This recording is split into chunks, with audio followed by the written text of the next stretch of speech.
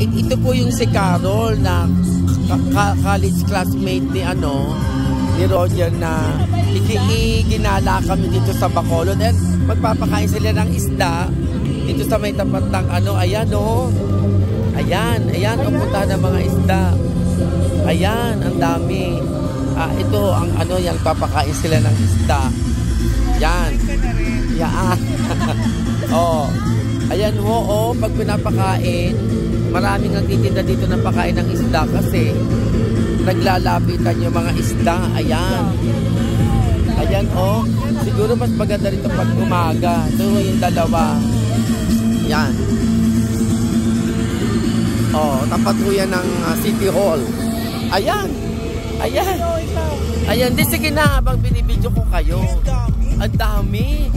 Ako naglalapitan pala talaga. Ay. Pwede kaya manghuli? Ay, isda. Ay, dami. Ayun na isda. Ang dami. Grabe ito. Ay.